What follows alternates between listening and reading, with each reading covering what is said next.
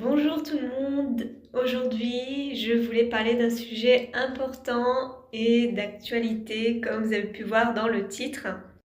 Suite au drame qu'il s'est passé en Suisse, beaucoup de thérapeutes ont voulu apporter leur aide aux victimes à travers des soins énergétiques à distance ou tout simplement, couper le feu. Sauf qu'évidemment, dans ce cas précis, les victimes ne peuvent pas donner leur consentement justement au fait de recevoir des soins et pour moi, cela pose question. En fait, selon moi, il n'est pas judicieux de faire un soin énergétique à une personne qui ne l'a pas demandé. Premièrement, parce que c'est une forme de manipulation énergétique, puisqu'on touche à distance à l'énergie de la personne sans que finalement elle nous donne son accord.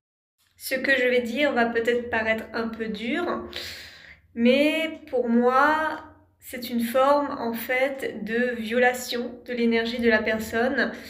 Et pour les personnes qui ne sont pas tout à fait d'accord avec ce que je suis en train de dire, je vais vous donner un exemple.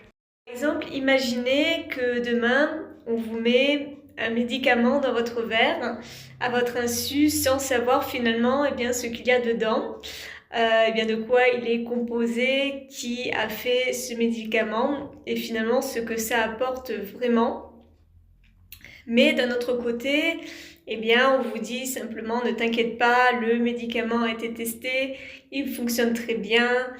Il n'y a pas d'effet secondaire, il va t'apporter beaucoup de choses, te soigner, etc.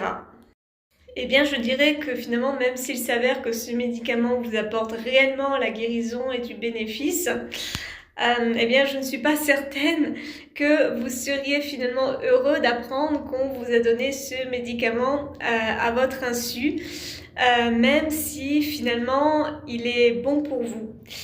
Et là, d'une certaine façon, pour moi, c'est la même chose, comprenez-le bien. Plus le fait de manipuler l'énergie de l'autre sans son consentement, c'est presque une forme finalement de magie noire et ça peut entraîner du karma involontaire. Donc finalement, vous vous dites quoi faire dans cette situation pour aider? Moi, j'ai deux solutions à vous transmettre. La première, c'est prier tout simplement pour ces personnes, les confier à la source.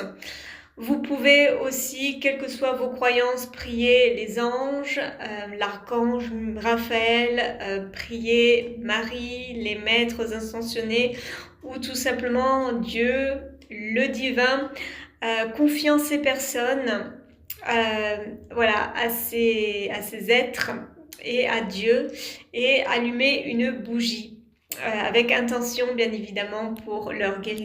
La deuxième chose que je conseille, c'est que vous pouvez faire un soin à distance et la prière pour couper le feu, mais il faut tout de même, et c'est très très très important, donner l'intention que les âmes qui sont en accord puissent se présenter à votre soin à distance et que le soin soit finalement réalisé dans la justice et la justesse.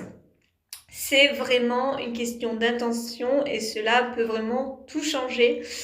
Cela permettra du coup d'aider vraiment les âmes à ce moment-là qui auront donné leur consentement d'un point de vue subtil, d'un point de vue énergétique. Donc j'espère que cette vidéo vous aura aidé.